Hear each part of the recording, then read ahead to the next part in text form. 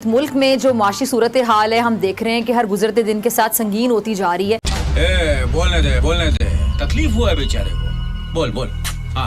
एक तरफ IMF से मुआहदा 30 जून को खत्म हो रहा है और वहीं हुकूमत जुलाई में एक और मुआहदे के तहत मजीद कर्ज लेने की तैयारी भी कर रही है। माँ की सूखती कटक देख होगी तना भड़क मगा मान जाना ना। अच्छा, दूसरी जानिब पाकिस्तान को बरामदात और तरसीलात में कमी की वजह से माली साल 2023 के इब्तदाई 11 महीने के दौरान 7 अरब 15 करोड़ डॉलर के नुकसान का सामना करना पड़ा है। ये हमारी बहुत बड़ी अचीवमेंट है। बड़ी बदकिस्मती से मैं कहना चाहूंगा कि अब पाकिस्तान के अंदर हम इस वक्त कंगाल हो चुके हैं। अच्छा बात नहीं है। देखिए भैया, आज हमारी फिजा खलीफा रो रही है। आप लोगों के पास जितने भी नेपकिन पेपर है सब निकाल लीजिए, अभी काम आएंगे। महंगाई, बेरोजगारी और गैर यकीनी मुस्तकबिल से मजबूर होकर अपनी जिंदगियां तक दांव पर लगाकर गैर कानूनी तौर पर मुल्क छोड़ने पर मजबूर हो गए। इवन पेंशन देने के लिए भी हमारे पास पैसे नहीं है। हाय हाय, इतना सुकून। अब IMF हमसे ये मजीद डिमांड कर रहा है कि वो 65 अरब रुपए भी आपने अगले 2 माह में वसूल करने हैं जो कि आपने छोड़ दिए थे फ्यूल प्राइस एडजस्टमेंट की मद में बिजली के बिलों में। अब आप अंदाजा लगाएं कि अगर वो 65 अरब रुपए भी अवाम के ऊपर डालेंगे तो अब अवाम का क्या हाल रहेगा, जो कि पहले ही। हमारा भी यही दिल है कि ये पाकिस्तान सेल आउट हो और दोबारा से इंडिया के पास चला। जहां मुल्की मईशत को ठेस पहुंच रही है, वहीं पे लोगों ने अपने बच्चों की फीसें भेजनी है, मार्केट में डॉलर नहीं है, LC खोलनी है, डॉलर नहीं है। ये तो मुल्क के साथ गद्दारी हो रही है। आपने सबसे पहले घबराना नहीं है।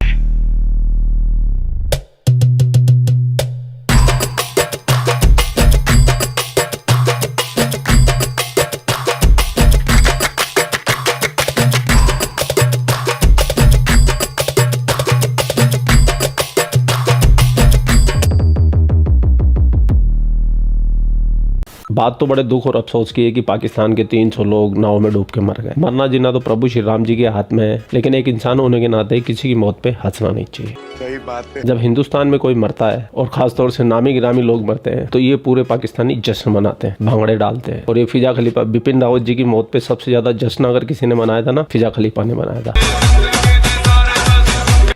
पूरे पाकिस्तान में जश्न मना था। तो पाकिस्तानी इंसानियत डिजर्व करते ही नहीं है।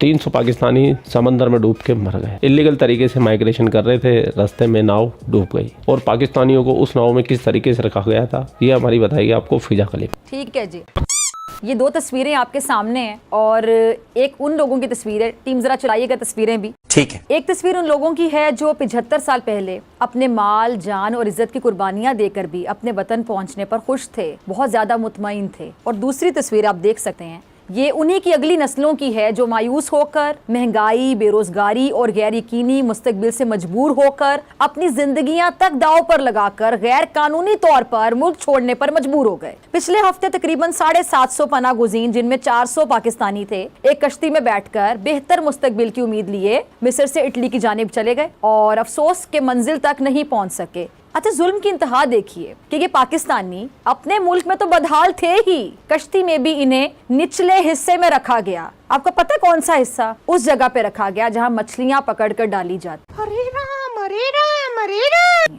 सही सुना आपने, मछलियां पकड़कर जहां डाली जाती उस हिस्से में रखा गया। जी है क्या सूजी?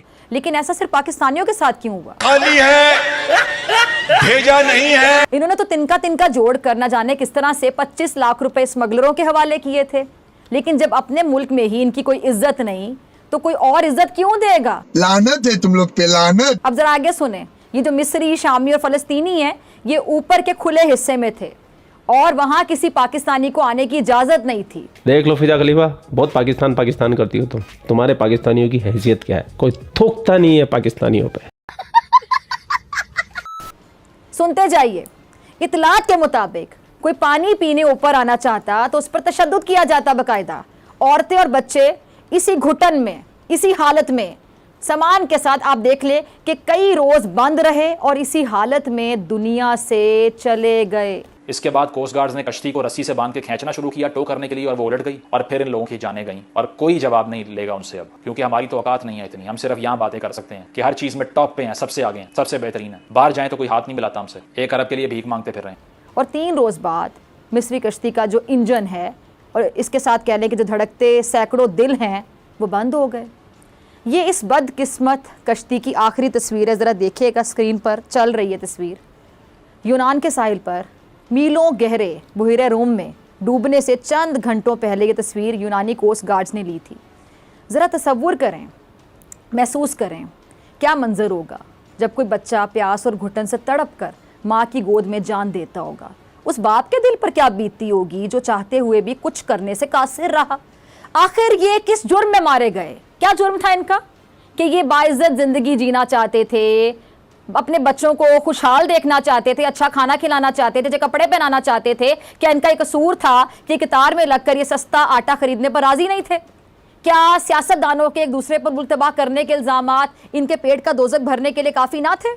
और हद तो ये कि कश्ती हादसे में जान देने वाले अफराद के लवाहिकीन इंसानी स्मगलरों के खिलाफ केस भी नहीं करना चाहते। वो अच्छी तरह जानते हैं कि इस मुल्क में गरीब के मुकदमे का क्या हाल होता है, या फिर शायद वो सिक्योरिटी दारों की तफ्तीश और पूछगछ की जो मजीद जिल्लत है बर्दाश्त करने की हिम्मत नहीं रखते। और ये पहली बार नहीं है कि गैर कानूनी तारकीन वतन यूँ मुल्क छोड़ने की कोशिश में अपनी जान से गए। लेकिन क्या कोई हुकूमत, एक सवाल, क्या कोई हुकूमत ये यकीन दहानी करा सकती है कि ये वाकया आखिरी साबित होगा, आखिरी वाकया साबित होगा? तो ऐसी स्टेट्स जो कि टैलेंट को रिस्पेक्ट नहीं करती, जो कहती हैं कि बाहर जाओ डॉलर भेजो और इसी से हम इकोनॉमी चलाएंगे। अभी रिसेंटली एक सियासी लीडर साहब ने विजन दिया कि अमेरिकन डॉक्टर्स जो पाकिस्तान से गए हुए हैं, पाकिस्तानी नयाद अमेरिकी डॉक्टर्स, उनके पास 20 अरब डॉलर हैं, मैं उनकी जेब से पैसे निकाल के वापस ले आऊंगा, ये मेरा इकोनॉमिक प्लान है। तालियां। थोड़ी बहुत जलालत तो चलती है ना? जिस हुकूमतों का ये विजन हो कि वो सिर्फ बाहर बैठे पाकिस्तानी की जेब से डॉलर निकाल के यहाँ लाके पूरा मुल्क चलाना चाह रहा है, कैसी भिखारी ज़हनियत है, तो उनका हाल क्या होगा आप खुद सोच लें। तो रेमिटेंस बेस्ड इकोनॉमी को चेंज करें, ठीक है, यहाँ पर रहने वाले लोगों को स्किल प्रोवाइड करें, मजदूर बाहर एक्सपोर्ट करना बंद करें, एजेंट्स को गिरफ्तार करें, आने वाली नस्लों में से जो बच्चे 2.5 करोड़ सड़कों पर फिर रहे हैं उनको स्कूल में वापस लेके आएं, शुरलियाँ पटाखे खरीदने पर मजीद पैसे लगाना बंद करें, और एक ऐसी रियासत तश्कील दें जहाँ हर शहरी को बगैर किसी डिस्क्रिमिनेशन बराबरी के हकूक दिए जाएं। उसके बाद ये सब कुछ खत्म हो सकता है, अदरवाइज नहीं होगा। वैसे ये जो भी हुआ अच्छा नहीं हुआ, कई खानदानों के चिराग बुझ गए। अगर लॉजिकली देखा जाए तो ये समस्या पाकिस्तान की नहीं है, ये हमारे हिंदुस्तान की भी है। हमारे हिंदुस्तान में भी बहुत सारे लोगों को चुल काटी हुई रहती है बाहर भागने की, मौका देखते हैं भाग जाते हैं, चाहे लीगल हो चाहे अनलीगल हो, कैसे भी करके पहुंच जाते हैं। और ख़ास तौर से पंजाबियों में तो ये फैशन है कि कनाडा, यूएसए, लंदन। वैसे इसके बारे में मुझे काफ़ी पता है, अगर आप बोलोगे तो इस पर एक अलग से वीडियो बना दूंगा, कमेंट करके बता देना। ठीक है, ठीक है जी। वैसे इन पाकिस्तानियों को मरने का मुझे कोई दुख नहीं है, क्योंकि हिंदुस्तान में जब कोई मरता है ना तो ये पाकिस्तानी सबसे ज़्यादा जश्न यही मनाते हैं, सबसे ज़्यादा ढोल नगाड़े यही बांटते हैं, खीर पुड़िया बना के यही बांटते हैं, हलवा पकाए। और जो फिजा खलीफा तो एक नंबर की चिरांद है। हमारे बिपिन रावत जी जब गए थे इस संसार से तो सबसे ज़्यादा मजाक इस कमीनी ने बनाया था। और मुझे आज भी याद है, उस दिन मेरा दिल है ना, दिल अंदर से बहुत दुख रहा था कि वो स्वर्गवासी हो गए थे। तब ये फिजा खलीफा के जहरीले बोल देखो। जैसा कि भारत में जो उनकी फौज, उनकी सेना कहते हैं ना फौज को, भारत की उस सेना का सरबराह बिपिन रावत, क्या हुआ उसे हसद की आग में जलकर वो हलाक हो गया। जिस हसद की आग में उसने कश्मीरियों को जलाया था, उसी हसद की आग में, पागल औरत, जिसमें ये पाकिस्तान को जलाना चाहता था, आए दिन तड़ियां लगाता था, धमकियां देता था पाकिस्तान को, बालाकोट हमले जैसे ड्रामे करता था, अपनी उसी हसद की आग में, अपनी उसी हसद तबीयत, बर्बरियत पसंदी, तशद्दुद पसंदी, बर्बर पसंदी की वजह से ये मोदी का पसंदीदा था। क्या हाल हुआ इसका? आप लोग अपना ख्याल रखिए, आपके लिए पाकिस्तान से रिलेटेड वीडियो आता रहता है। जय हिंद, वंदे मातरम, जय श्री राम, जय श्री राम, जय श्री राम।